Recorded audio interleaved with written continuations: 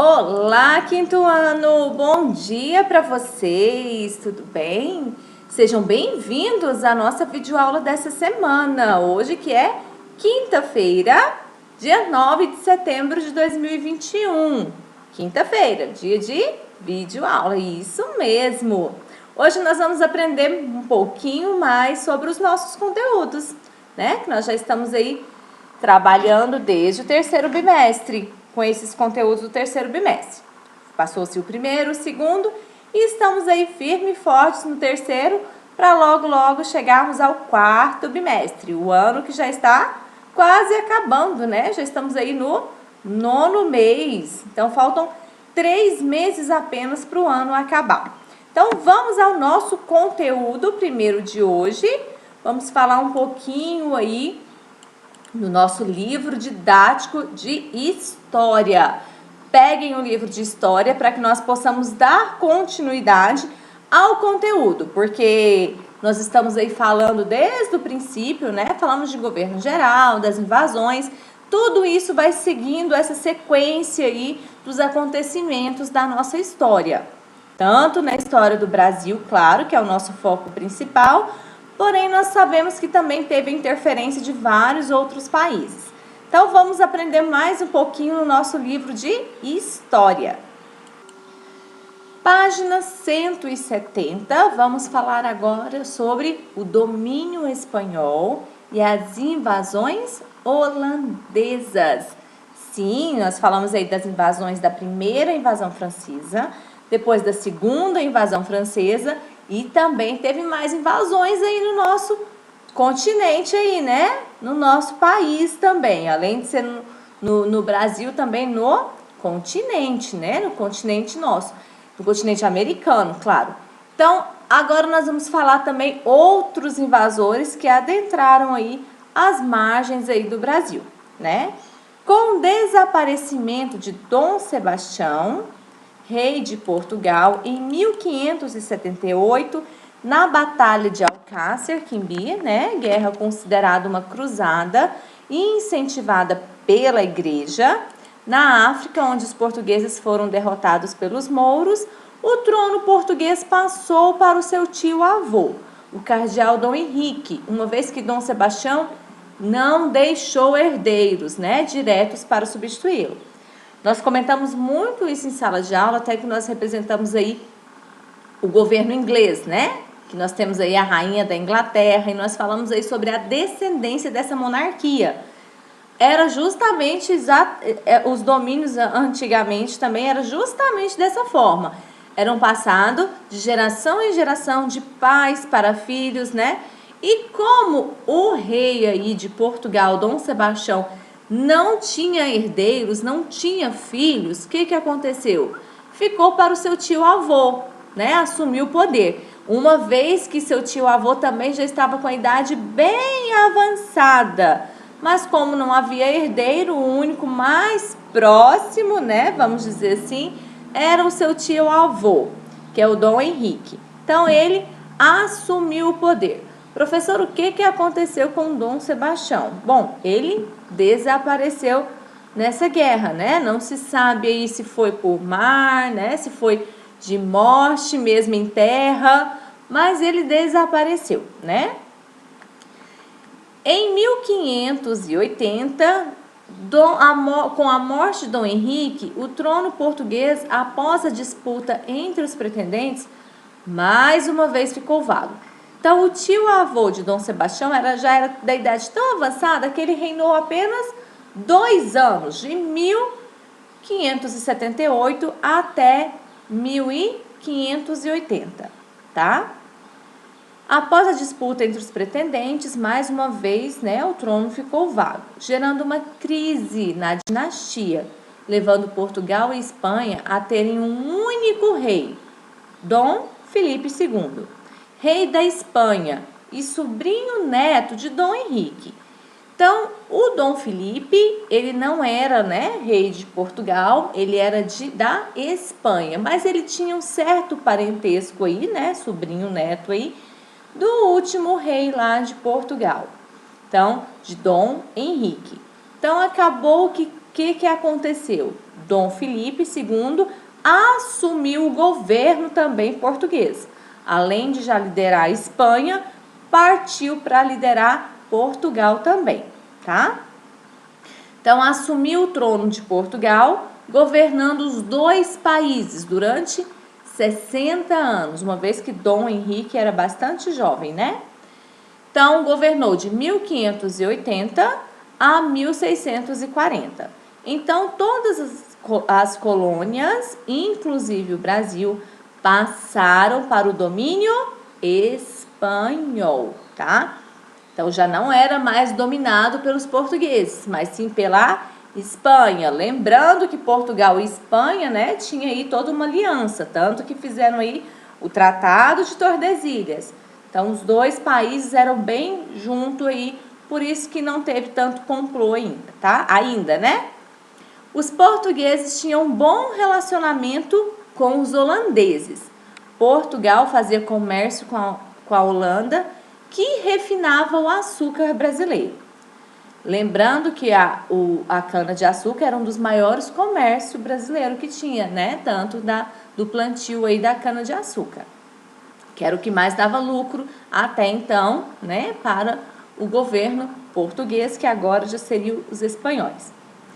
Isso porque a Holanda, antes, sob o domínio da Espanha, declarou em 1581 sua independência. Entendeu aí já a rivalidade? Porque que a Espanha não dava muito bem, né, com a Holanda? Porque a Holanda era domínio da Espanha, né, era a colônia da Espanha, e aí eles declararam independência também, tá? Por essa razão, Filipe II proibiu os holandeses de explorarem o açúcar na América. O domínio espanhol teve consequências importantes para o Brasil. Entre elas, destacam-se as invasões do nosso território por holandeses, na Bahia e em Pernambuco, tá? Que foram os principais alvos aí de quando eles invadiram o Brasil. Então, a Bahia e Pernambuco, o estado de Pernambuco, tá? Os ataques ingleses limitaram-se a saques contra alguns pontos do litoral, Santos e São Vicente, que não resultaram em ocupação territorial duradoura. Bom, ó, vamos ver aqui, esse fica esperto, ó. As invasões holandesas foram as mais importantes, ocupando por muitos anos extensas regiões do Nordeste do Brasil. Os holandeses deixaram profundas marcas em nossa história. Agora a gente vai ver qual foi essas marcas mais importantes que eles deixaram. Uma vez que a Holanda, né, os holandeses, eles eram muito, assim, como que eu digo, eles gostavam muito, eles eram apaixonados em cultura, em arte, né? Então eles trouxeram também essa cultura dele para a história brasileira. Os holandeses na Bahia. A notícia de que a Companhia das Índias Ocidentais preparava, na Holanda, uma poderosa esquadra para atacar a Bahia chegou ao Brasil, bem antes de ocorrer a invasão.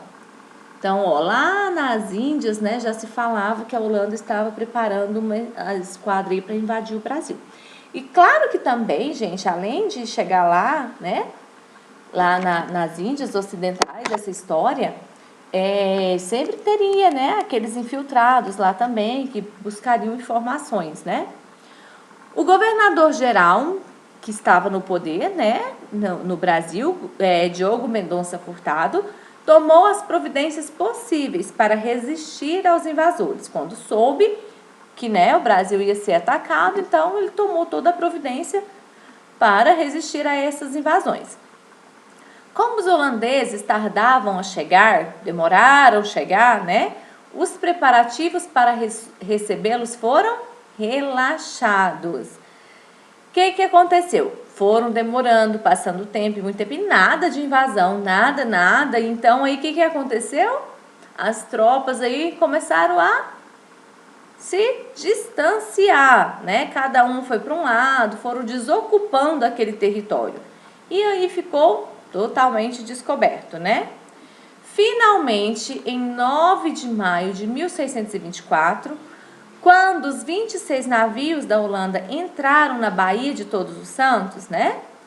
a resistência revelou-se insuficiente, ou seja, eles estavam completamente despreparados. O bispo da cidade, né, Dom Marco Teixeira, comandava os moradores da cidade em fuga, desesperada para o interior, enquanto os holandeses conquistavam Salvador. Tomaram 8 navios que se encontravam no porto e incendiaram 7. Gente, quando a gente fala em ataque, é muito cruel. Eles realmente vêm com tudo, né? Tanto para matar, quanto para destruir. Então, nós estamos falando de ataque. Então, todo o povo saiu correndo aí, desesperado, né? A esquadra era comandada por Jacob Wilkes, né? E transportavam armas, marinheiros e aproximadamente 1.600 homens.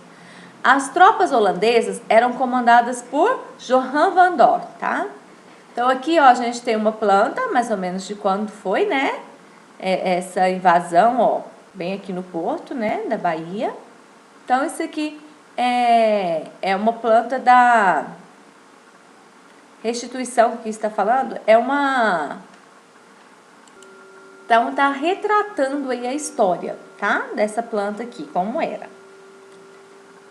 Página 172. Coube a Dom Marco organizar a resistência contra os invasores.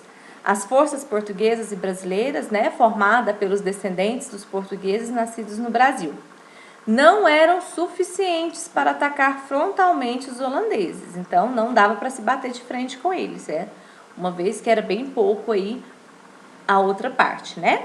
Assim foram organizadas guerrilhas para derrotar os inimigos, por meio de emboscadas. Então, eles teriam que pensar, agir com a inteligência, né? Fazendo aí umas emboscadas para pegar os holandeses, né? E ataques surpresas. Os portugueses obtiveram bons resultados. Num ataque comandado por Francisco Padilha, Johan van Dort, que havia sido nomeado governador da Bahia, morreu degolado, né?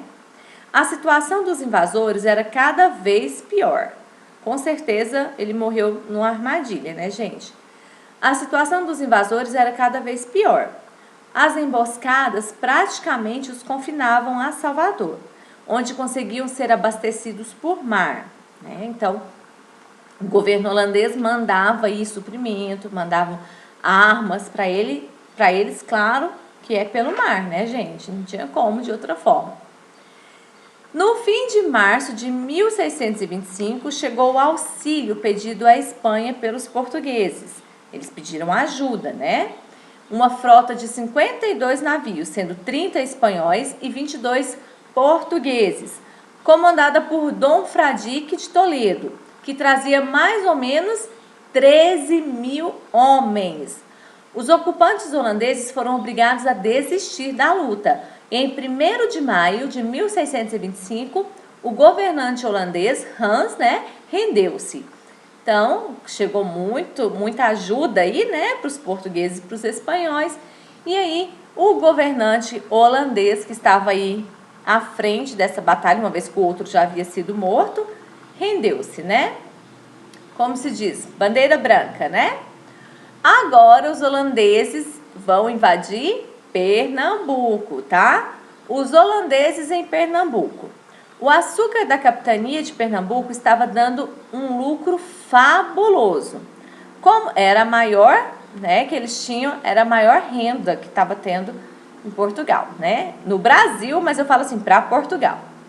Dando um lucro fabuloso. Como os holandeses não podiam negociar com os portugueses por causa da Espanha, né, que eles eram rivais, resolveram atacar novamente o Brasil.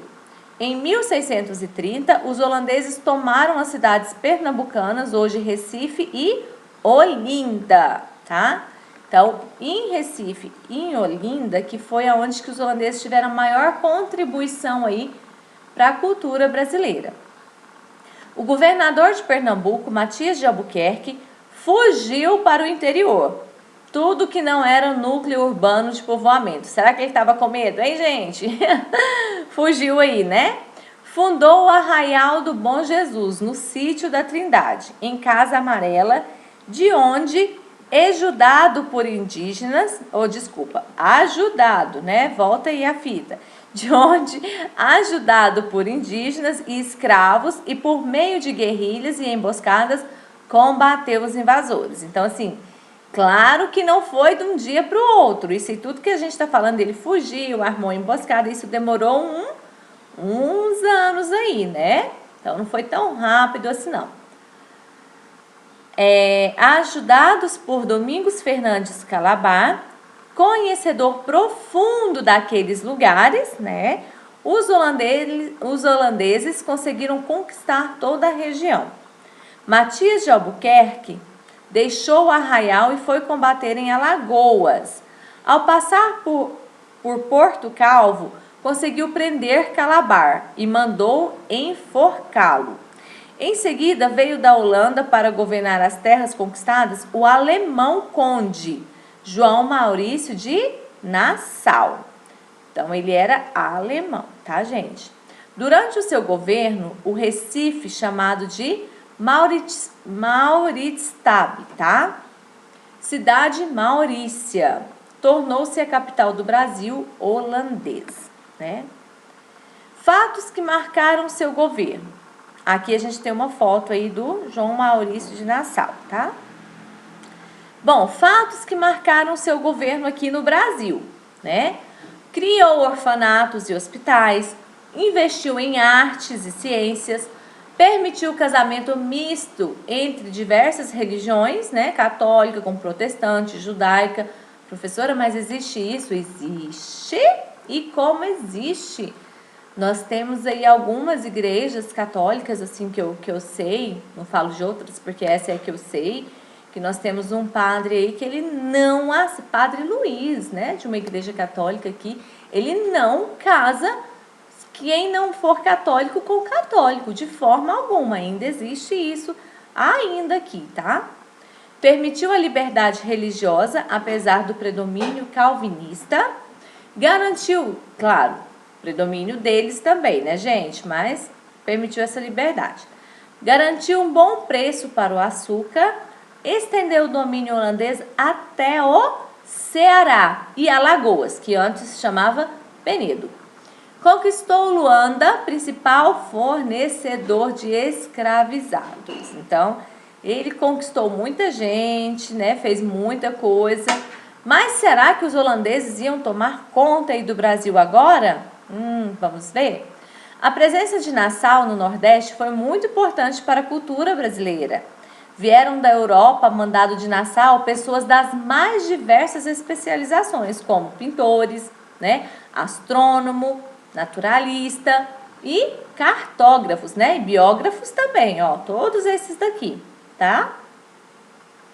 Além deles, muitos judeus, principalmente de origem portuguesa, vieram para o Recife durante o domínio holandês, destacando-se o rabino Isaac, né, Aboab da Fonseca, o primeiro das Américas, e a cidade tornou-se importante centro de estudos judaicos. Então, toda essa formação aí que você vê no Recife, em Olinda, tudo isso em Pernambuco, né? Toda essa formação, esse modelo deles aí, tem um toque aí holandês, tá? E alemão também, né? Uma vez que Nassau era alemão, né? Então, a gente tem todo esse toque aí da contribuição dos holandeses aqui na época das invasões. Graças às suas qualidades de administrador, Maurício de Nassau conseguiu firmar o domínio holandês em Pernambuco. Durante o governo de Nassau, Olinda foi reedificada e o Recife embelezou-se com a construção dos palácios de Friburgo e de Boa Vista, além de pontes, canais, museus e um observatório astronômico. Claro, vieram os astrônomos, né? Então ia ter que ter um lugar para eles aqui. Nassau conseguiu assinar um tratado de paz com Portugal, que só foi possível com o fim da União Ibérica, em 1640. No entanto, a Holanda começou a cobrar juros altos sobre os empréstimos que havia feito aos donos de engenhos. e Nassau discordava das ordens que recebia da Holanda. Então, assim, a Holanda emprestou dinheiro, claro, para o país crescer, né, para tudo se fortalecer, investiu bastante aqui, né? E aí esses donos de engenho recebeu todo esse patrocínio para produzir mais, né? E o que aconteceu? Aí a Holanda começou a cobrar juros altíssimos. E claro que Nassau era intermediador, né? Recebia as ordens, né, do rei lá, e aí ele tinha que pegar aqui do Brasil para passar para lá. E como o juro era muito alto, exorbitante, Nassau acabou discordando aí dessas ordens que recebia da Holanda. Bom, aqui você tem uma das construções deles, né, que é o Palácio da Boa Vista, justamente aonde morava o Maurício de Nassau, né, em Recife, ó. Muito lindo esse desenho, né, gente? Então, em 1644, recebeu outra ordem, já que ele não estava querendo acatar aquelas ordens, né? Entregar o cargo de governador e voltar para a Europa. A partir daí, foi reiniciada a luta contra o domínio holandês. Essa luta ficou conhecida como Insurreição Pernambucana. Juntos, portugueses e brasileiros, brancos, negros e indígenas, derrotaram os holandeses em 1654. Então, acabou que, com tudo isso, a Holanda foi perdendo a força aí sobre o domínio, né? Chefiados pelo português João Fernandes Vieira, tinham como principais lideranças o paraibano André Vidal de Negreiros, o negro Henrique Dias, Martins Soares Moreno e os indígenas Potiguar Felipe Camarão. Esses aqui são o nome, né, daqueles que se uniram contra os holandeses, tá? Daqueles principais chefes. O governo português, tendo firmado com os holandeses um tratado de paz por 10 anos, não pôde oferecer aos revoltosos do Brasil, pelo menos oficialmente, os recursos necessários para que eles conseguissem seu intento. O primeiro combate de importância ocorreu no Monte das Tabocas, sendo os holandeses derrotados. Os pernambucanos venceram também em Sirinhaém, Nazaré e Porto Calvo. No dia 19 de abril de 1648, as tropas libertadoras venceram a primeira batalha dos Montes Guararapes. Os holandeses ficaram cercados no Recife, sendo abastecidos por navios que vinham da Holanda. Em 19 de fevereiro de 1649, ocorreu a segunda batalha dos Montes Guararapes. Os holandeses tentaram romper o bloqueio do Recife, mas foram novamente derrotados, né? E as lutas prosseguiram durante quase 5 anos, ficando cada vez mais difícil a situação dos holandeses, que foram obrigados a se render aí novamente, né? Eles se renderam da primeira invasão lá na Bahia e aí acabou tendo que se render novamente em Pernambuco, né?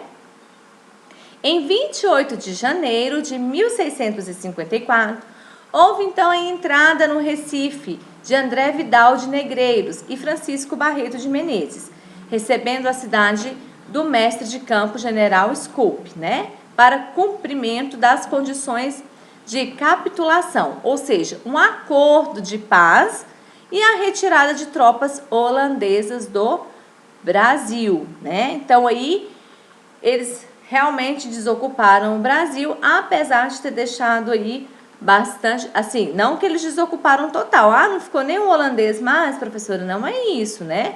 Mas o poder holandês já não obtinha mais aqui no Brasil, tá?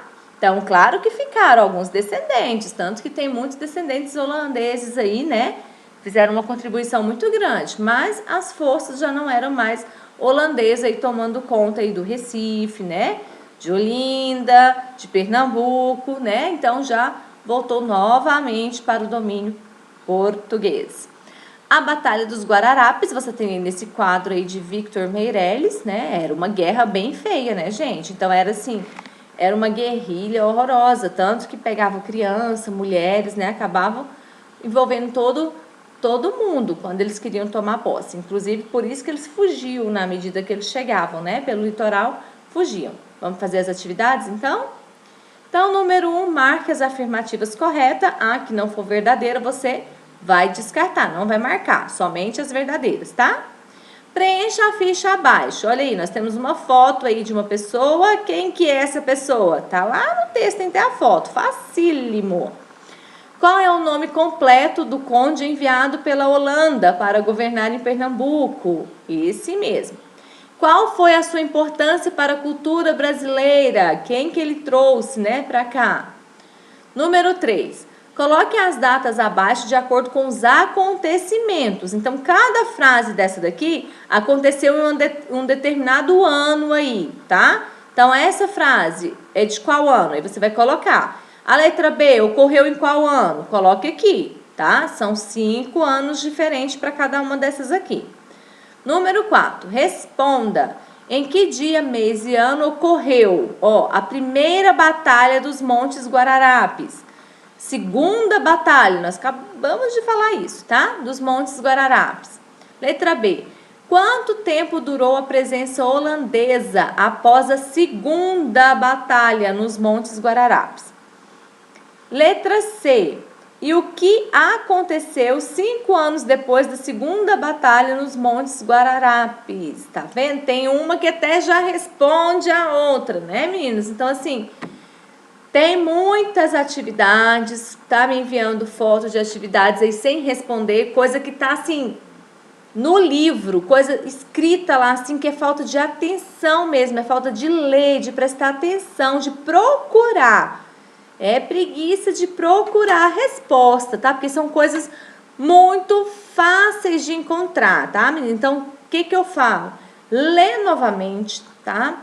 Tem muitos de vocês que ficam aí só concentrados na minha leitura. Não façam isso.